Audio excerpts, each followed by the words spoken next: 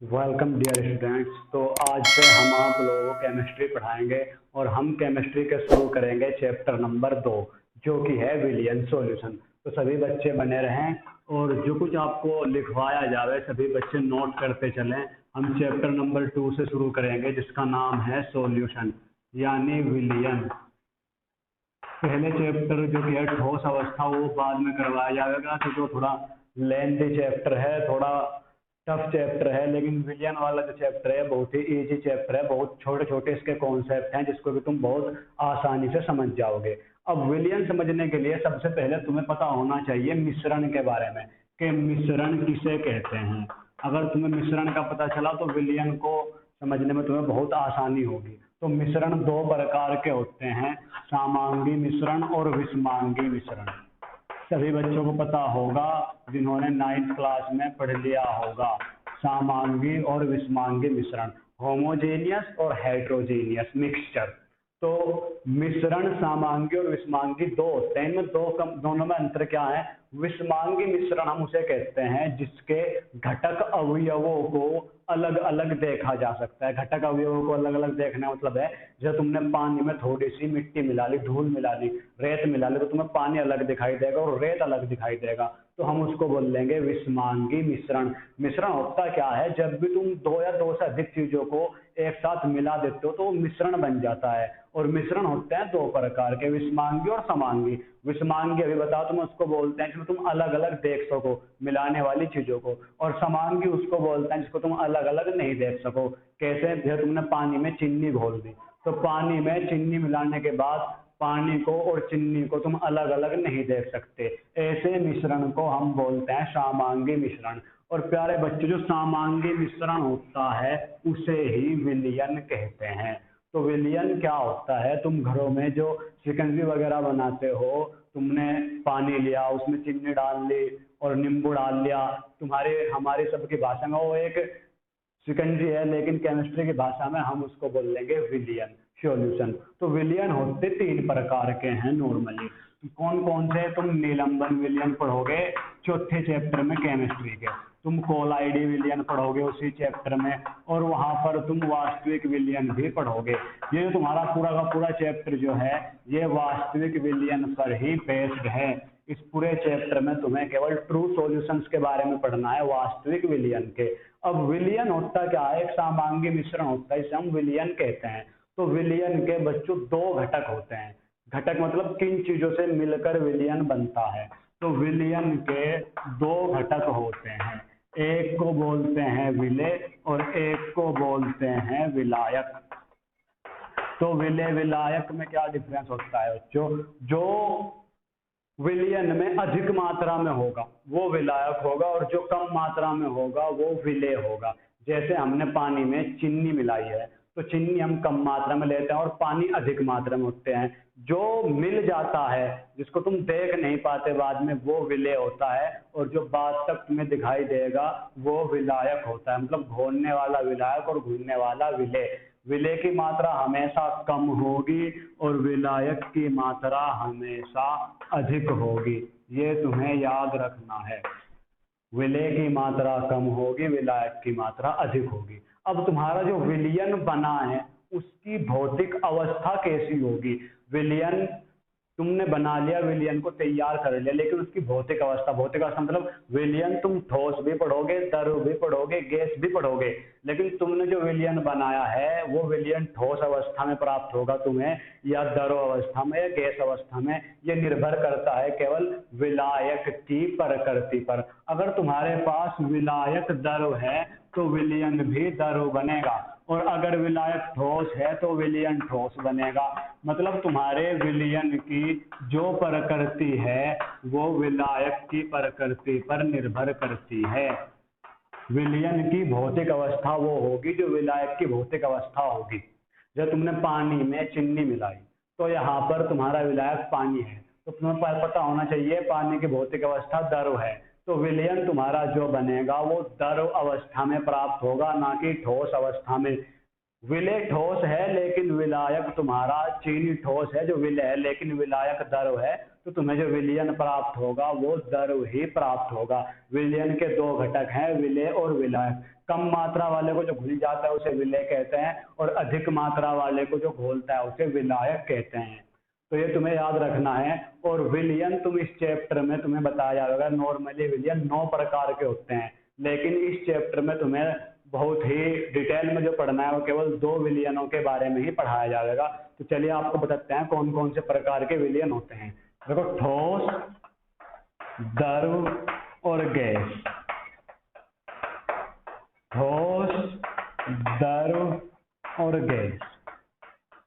पहला विलयन, अगर तुम ठोस में ठोस मिलाओ तो विलयन बनेगा जिसको हम कहेंगे ठोस ठोस विलयन। अगर तुमने ठोस में द्रव मिलाया तो विलयन बनेगा ठोस द्रव विलयन। अगर तुमने ठोस में गैस मिलाई तो विलयन बनेगा ठोस गैस विलयन। अगर तुमने द्रव में ठोस मिलाया तो द्रव ठोस विलयन, द्रव द्रव विलयन, द्रव गैस विलयन, गैस ठोस विलयन, गैस द्रव विलयन और गैस गैस विलयन। इस तरीके से तुम 3 इधर लिख के एक को बारी बारी से तीनों से मिलेगा तो तुम्हें पता लग जाएगा 9 प्रकार के कौन से विलयन तुम्हें प्राप्त होंगे। लेकिन नॉर्मली पढ़ना किन विलयनों के बारे में है? केवल 2 के बारे में। कौन कौन से?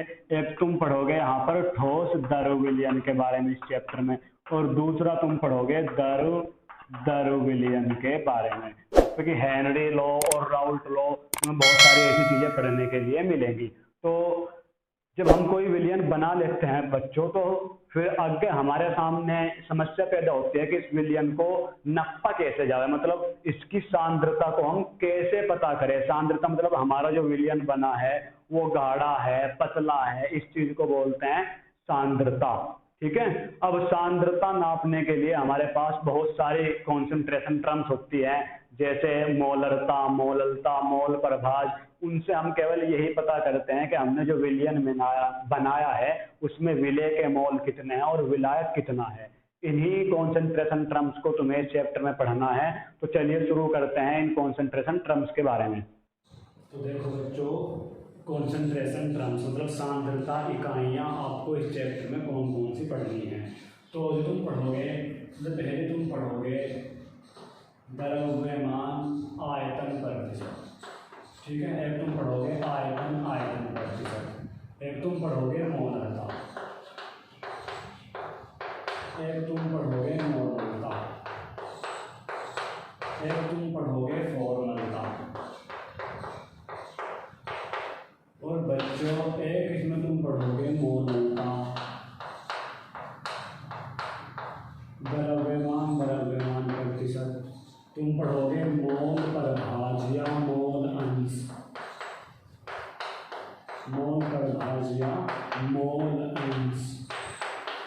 ये तुम्हें सांद्रता इकाइयाँ इस चैप्टर में पढ़नी है। मुझे उम्मीद है कि आपको पता लग गया होगा सांद्रता इकाइयाँ किसे बोलते हैं। मतलब सांद्रता इकाइयाँ उनको बोलते हैं जिससे तुम्हें ये पता चलेगा कि तुम्हारे विलयन में कौन सी चीज़ कितनी उपस्थित है। मतलब तुमने पानी और चीनी का जो सॉल्यूशन बनाया था उसमें चीनी के कितने मोल हैं और पानी के कितने मोल हैं, ये सांद्रता इकाइयाँ होती हैं। अब हमने सांद्रता इकाइयों को इधर उधर ऐसे क्यों लिखा? तो इसलिए लिखा, इसका एक रीजन है, ध्यान से बात सुनो।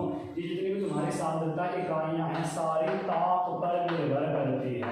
ताप बदलने पर ये बदल जाएंगी, और जितनी भी हमने इधर लिखी हैं ताप पर निर्भर नहीं करती।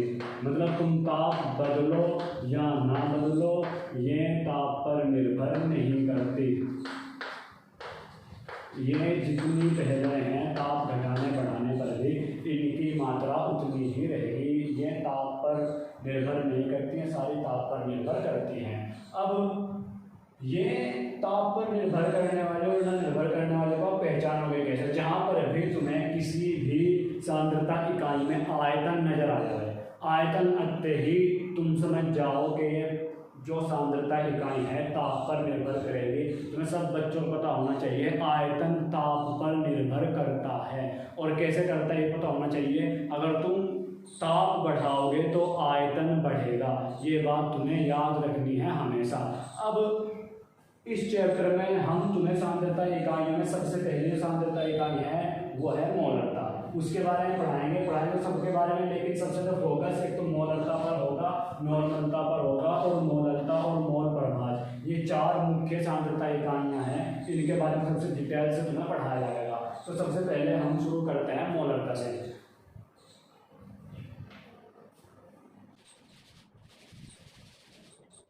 तो देखिए मोलरता,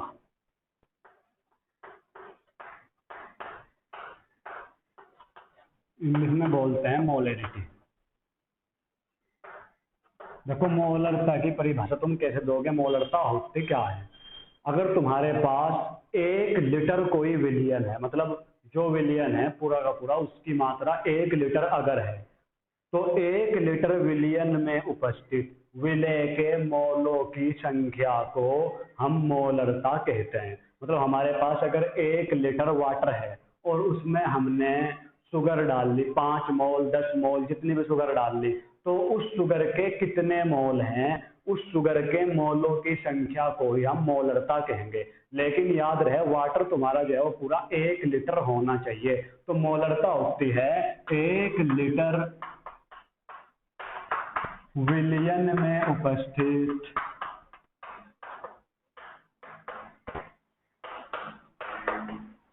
विलय के मोलों की संख्या,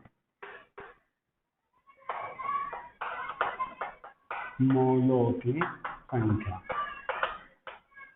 ये तुम्हें याद रखना है मोलरता की परिभाषा के रूप में। अब मोलरता का फॉर्मूला क्या होता है, तो मोलरता बराबर हो जाएगा बराबर विलय के मोलों की संख्या, विलय के मोलों की संख्या अपॉन विलयन का आयतन, और आयतन हमेशा तुम्हें रखना है लीटर में।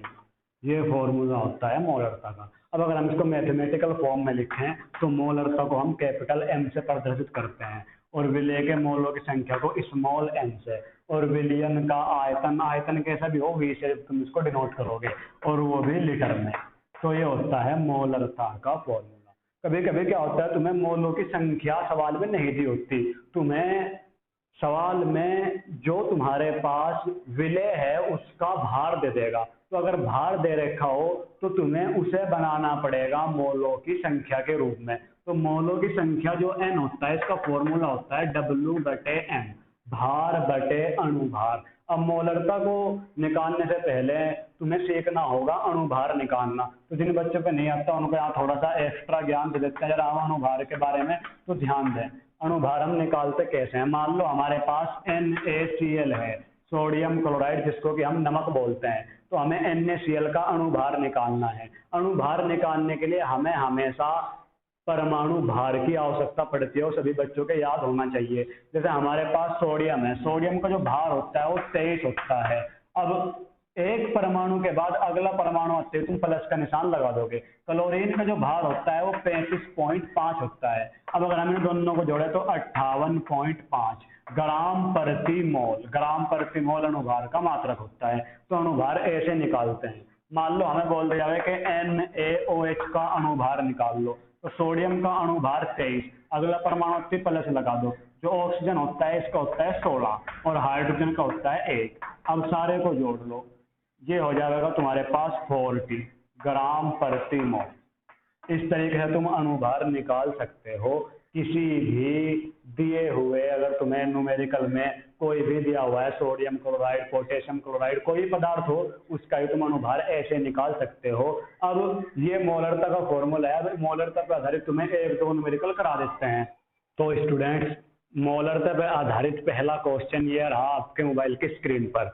उस विलयन की मोलरता बताओ जिसमें 58.5 ग्राम सोडियम क्लोराइड को 500 ml विलयन में घोला गया हो। देखो, सबसे पहली बात तुम्हें पता होना चाहिए कि उन्होंने कहा 58.5 ग्राम सोडियम क्लोराइड। जहां भी तुम्हें ग्राम नजर आवे समझ जाओ कि ये भार है। तुम्हें पता होना चाहिए ग्राम में हमेशा द्रव्यमान ही भार ही तुम्हारा नापा जाता है, और इसको हम वेट को हम दिखाते हैं W से। तो उन्होंने दिया है 58.5 ग्राम। तो हमने लिख दिया 58.5 ग्राम। बोल रहे हैं कि 500 ml विलियन में घोला जाता है, तो ml का जहां भी नाम आवे, ml या लीटर, समझ जाओ कि आयतन है। तो कितना आयतन है? 500 ml। और हमें बोल रहा है कि विलियन की मोलरता बताओ। तो मोलरता बताने के लिए हमारे पास फॉर्मूला है N/V लीटर में। अब n होते हैं मोलों की संख्या सवाल में दी नहीं, तो हमने तुम्हें n का फॉर्मूला बताया था कि n बराबर होता है W/m।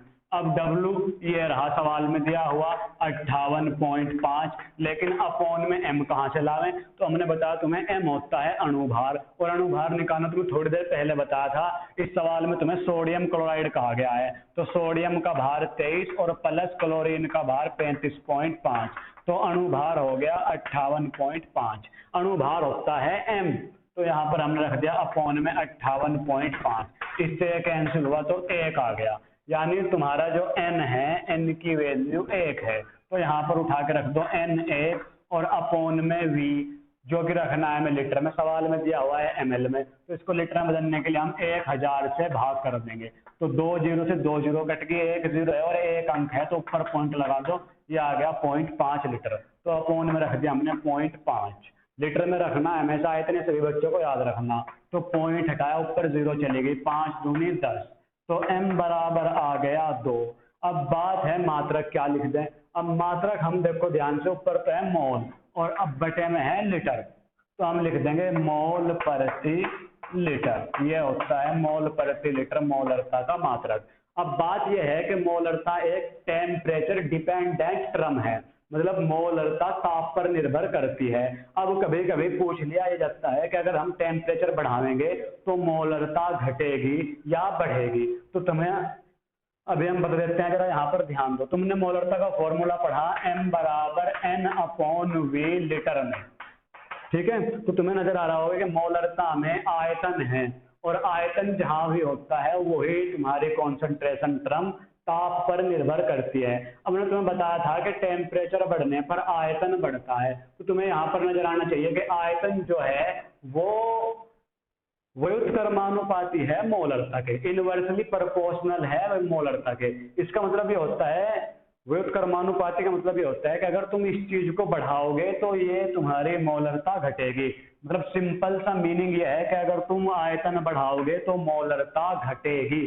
तो याद रखो, अगर टेम्परेचर बढ़ाओगे तो मोलरता घटेगी। टेम्परेचर अगर बढ़ाओगे तो तुम्हारी मोलरिटी डिक्रीज करेगी। If you increase the temperature the molarity will decrease. ये सभी बच्चों को याद रखना है, बहुविकल्प में बहुत ज्यादा पूछा जाता है, ठीक है? अब 1-2 सवाल तुम्हें मोलरता पर आधारित और करा देते हैं, उसके बाद कुछ न्यूमेरिकल्स तुम्हें घर से करने के लिए मिलेंगे, उन्हें सभी बच्चों को कोशिश करनी है, करने की ज्यादा से ज्यादा।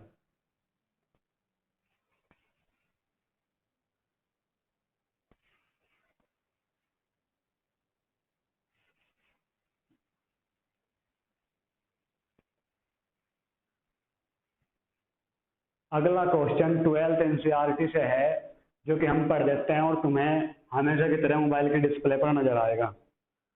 उस विलयन की मोलरता की गणना कीजिए जिसमें 5 ग्राम NaOH को 450 ml विलयन में घुला हुआ है।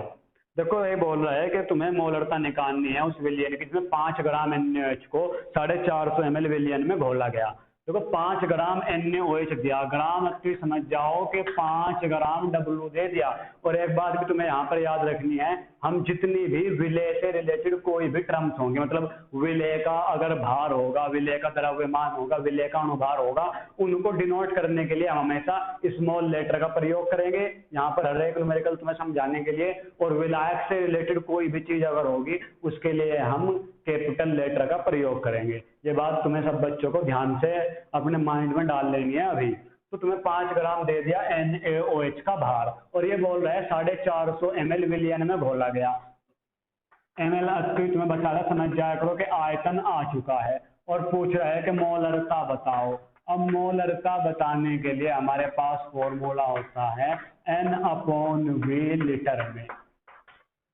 अब फिर से वही प्रॉब्लम, सवाल में n की वैल्यू दी हुई नहीं है, तो n की वैल्यू हम निकाल लेंगे। हमारे पास फॉर्मूला होता है n बराबर W/m, तो W का मान 5 ग्राम, लेकिन अब m कहाँ से लाए, m अणुभार होता है, NaOH बोलना है, NaOH को अभी निकाल देते हैं अणुभार। तुमने अभी थोड़ी देर पहले बताया भी था 40 होता है इसका अणुभार, तो अपॉन में तुमने लिख दिया 40, तो 5 एकम 5, 5 अठे 40, 1/8, अपॉन में 8 है। कुछ बच्चे गलतियां बहुत ज्यादा करते हैं, इस 8 को वहां ऊपर पहुंचा देते हैं, तो याद रखो 8 अपॉन में ऊपर नहीं है, तो n की वैल्यू आ गई 1/8, ये लो। और यहाँ पर बटे में ही आयतन भी है, लेकिन आयतन यहाँ ml में, यहाँ लीटर में रखना है। फिर से हमने भाग करी 1000 से, 1 0 से 1 0 काट दी, 2 0 2 अंक, तो तुमने 2 अंकों में पहले दशमलव लगा दिया, 0.5 लीटर। तो यहाँ पर गुना नहीं लिख दो, 0.5 लीटर, ये घूम का इसके पास ही पहुंच जाएगा, तुम डायरेक्टली यही लिख दो। तुम पॉइंट हटाओगे तो ऊपर 100 आएगा। अब तुम इसको 2 से काट दो, ये कटा 50 बार और ये कटा 4 बार, 5 से काट दो, 5 नम 45, 5 धाम 50, फिर 2 से काट दो, 2 दूनी 4, 2 पंजे 10, तो तुम्हारे पास आ गया 5/18। अब बस 18 से भाग कर देते हैं 5 को, जो अपॉन में होता है ना उसको बाहर लिखा करें, भाग के निशान में जो ऊपर होगा तो भाग के निशान के अंदर, तो पहाड़ा नहीं चलता, पॉइंट लगा 0 फ्री। अब पहाड़ा चल जाएगा, 2 बार चल जाओ। अब घटा के यहाँ पर 4 बचे, यहाँ पर 1 बचा, पॉइंट लग रहा, फिर से 0 फ्री। अब लगभग पढ़ा चल जाएगा, 7 बार चल जाएगा, बस इतना ही काफी है। तो भाग करने पर आया 0.27 और मात्रक वही मोल प्रति लीटर। तो इस तरीके से तुम मोलरता को निकाल सकते हो, ठीक है। अब जो अगली कॉन्सेंट्रेशन टर्म होती है वो होती है मोललता। तो तुम्हें मोललता के बारे में हम बता दें, मोललता क्या होता है। जैसे अभी हमने तुम्हें पढ़ाया कि विलेय के मोलों की 1 लीटर आयतन में उपस्थित संख्या, ठीक है। यहाँ पर लीटर है, वहां पर केवल इतना चेंज हुआ, किलोग्राम हो जाएगा। मतलब 1 किलोग्राम विलायक में उपस्थित विलेय के मोलों की संख्या को मोललता कहते हैं। और मोललता एक टेम्परेचर इंडिपेंडेंट टर्म है, मतलब तुम टेम्परेचर को घटा लो बढ़ा लो, इस बात से मोललता पर कुछ भी फर्क नहीं पड़ता। तो नेक्स्ट लेक्चर में हम आपको मोललता से रिलेटेड कुछ न्यूमेरिकल कराएंगे और कुछ फिर थोड़े से न्यूमेरिकल को और टफ लेवल पर लेके जाएंगे। बहुत सिंपल न्यूमेरिकल है, 1-2 नंबर में आ रहे हैं। इस विलियन वाले चैप्टर में से न्यूमेरिकल हर हाल में आता है, तो थोड़ा सा लेवल बढ़ाएंगे, न्यूमेरिकल थोड़ा टफ बनावेंगे। तो सभी बच्चे जो बेसिक तुम्हारे पढ़ाया गया है इस चैप्टर का, इसको सब बच्चे तैयार कर लें अच्छी तरह। और जो लेक्चर के बाद में न्यूमेरिकल होंगे सभी बच्चे कोशिश करें ज़्यादा से ज़्यादा करने की। अगर कोई न्यूमेरिकल नहीं होगा तो उसको कमेंट कर देना, अगले वाले लेक्चर में सबसे पहले उस न्यूमेरिकल को ही करवा देंगे इंशाल्लाह।